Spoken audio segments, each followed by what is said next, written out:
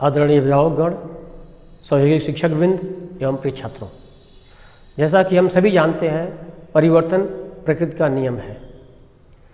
एक तरफ प्रकृति अपने सौम्य रूप में सभी प्राणियों को आश्रय प्रदान कर पल्लवित व पुष्पित करती है, वहीं दूसरी ओर उपेक्षित या शोषित किए जाने पर विकराल रूप धारण कर जनमानस को नाना प्रकार की समस्याओं से आवृत्त करती है। आज की परिस्थिति में भी कुछ ऐसा ही है। इन विषम परिस्थितियों में द्रुतगामी समय परिवर्तन की वास्तविकता को पहचान कर अपने अथक परिश्रम से प्रथम प्रयास में ही जेईई मेंस में सफलता प्राप्त करने वाले विद्यालय के छात्रों हर्ष कश्यप, ऋषभ गुप्ता, जय कुमार और मृत्युंजय सिंह को विद्यालय परिवार की तरफ से ढेर सारी हार्दिक शुभकामनाएं। बच्चों, जो परिवर्तन की वास्तविकता को पहचान कर उसे सहजता से स्वीकार कर लेता है, वह निरंतर प्रकृति के पथ पर अग्रसर रहता है।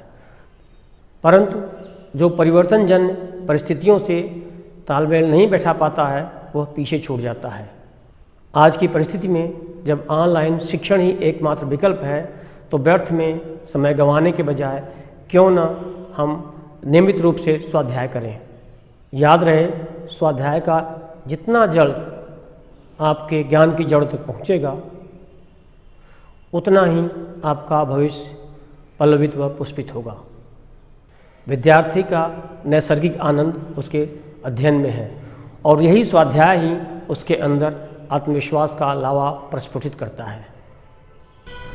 आपका आत्मविश्वास वह नहीं है जो किसी आघात से टूटने या बिखरने लगे, न ही यह उस दिए की तरह है जो हल्की सी फूंक मारने से टिमटिमाने लगे, बल्कि यह तो एक ऐसे दावानल के समान है जो भीषण आंधी और तूफान में बुझने के बजाय और तीव्रता से प्रज्वलित होता है।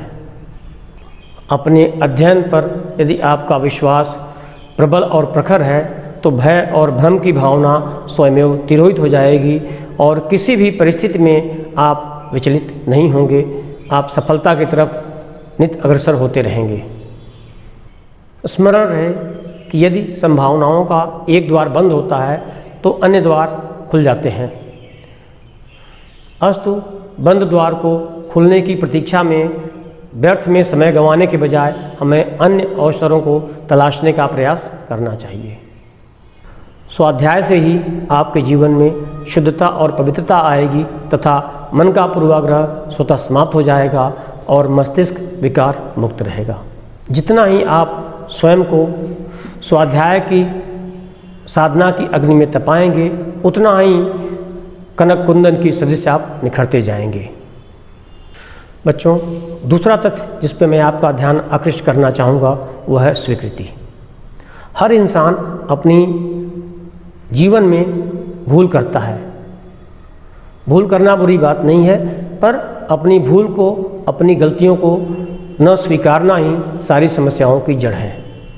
आज हमारे जीवन में अधिकांश समस्याएं इसलिए हैं कि हम अपनी गलतियों को स्वीकारते नहीं हैं।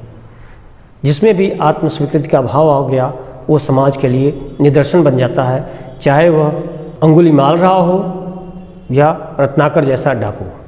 विवेकवान व दूरदर्शी लोग इस बात को जानते हैं कि जिन परिस्थितियों में आज हम गुजर रहे हैं, ऐसी परिस्थितियां मानव के जीवन में यदा कदा ही आती हैं। अतः नियत के इस खेल को सहर्ष स्वीकार कर हमें अपने कर्म पथ पर अग्रसर रहना चाहिए। गलतियां करने से ना डरें, क्योंकि कहा भी गया है, जिसने अपने जीवन में कोई गलती नहीं करी उसने कुछ भी नया नहीं सीखा। पर गलतियों की पुनरावृत्ति ही हमारी समस्या का मूल कारण है।